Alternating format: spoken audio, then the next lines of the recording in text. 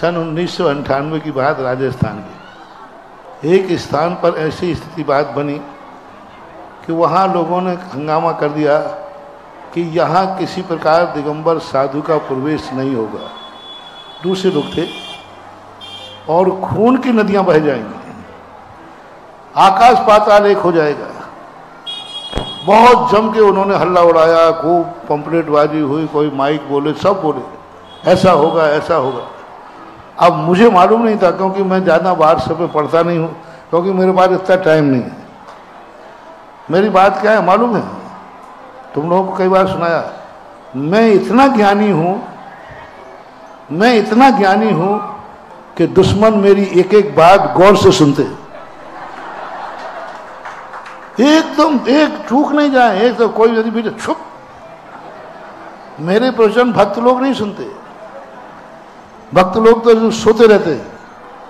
तो भक्तों से पूछा, भाई आपके महाराज प्रवचन दे रहे हैं, सोते क्यों रहते हो, जागो। बोले क्या सुनना, जो बोल रहा है उसको सब सही है। और दुश्मन कहता है कि नहीं, क्या बोल रहा है मुझे सुनने दो। लेकिन बात यह है कि भाई दुश्मन सुनते तो हैं, लेकिन गौच बन के सुनते। गौच जौक होती ना, गौच। वो गौच क्या होता है, एक घंटे में क्या बोला उससे मतलब नहीं है, एक वाक्य ये बोला। तो आजकल जो व्हाट्सएप चलती है ये गौचों की चलती, गौचों की। एक वाक्य पकड़ लेते हैं, पूरा वाक्य, पूरा प्रवचन तो अच्छा बोला, उससे हमें मतलब नहीं है, ये वाक्य तो ये कहलाते गौच के समान श्रोता, जिनको गंदा खून ही अच्छा लगता है। ऐसा वीर सेन स्वामी ने धवलाजी में लिखा। तो वहाँ पर ये हो गया ऐसा। अब मुझे पता नहीं, मैं बाहर से ज़्यादा देखता नहीं, इतना टाइम किसके पास। और क्योंकि दुश्मन जो बात कह रहा था, मैं इतना ज्ञानी हूँ, वाक्य बनाना भाई सभी सुने भारत वाले, मैं इतना ज्ञानी हूँ कि मेरा प्रवचन दुश्मन गौर से सुनते हैं, और मेरे दुश्मन इतने मूर्ख हैं कि उनकी बात लोग दिखाते तो भी मैं नहीं सुनता हूं। इतने मूर्ख है, मैं देखता ही नहीं। तो ऐसे मैंने किया नहीं। अब वहां पर एक कलेक्टर साहब थे, उनको जब पता चला कि ऐसा ऐसा वहां घोषणा हो गई है, और अपर कलेक्टर ने कहा कि साहब वहां तो खून की नदियां बह जाएंगी, ये घोषणा हो गई है, और कहा महाराज जी का यहाँ प्रवेश हो गया तो हंगामा हो जाएगा। तो कलेक्टर साहब मेरे नेचर को जानते थे, तो उन्होंने कहा कि ये बात महाराज तक तो नहीं पहुंच गई। बोले साहब अभी तो नहीं पहुंची। बोले पहुंचा मत देना, नहीं तो यदि वो नहीं जा रहे होते तो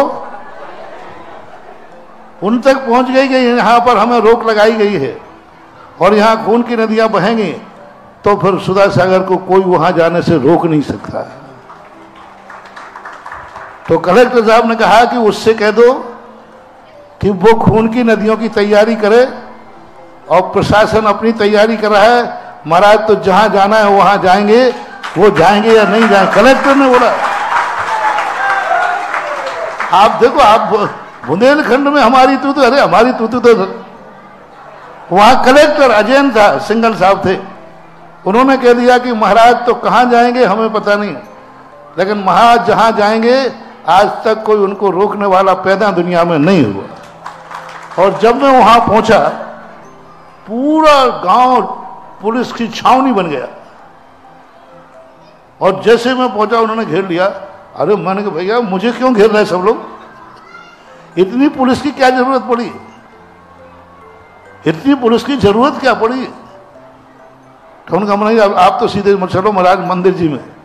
बाद में पता चला कि मामला ये था।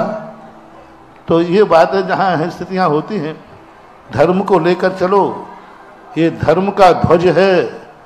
धर्म के ध्वज लेते समय ये विल पावर होना चाहिए कि ये ध्वज एक बार उठ गया तो उठ गया, और रुक गया तो रुक गया। ऐसी बातें होती हैं।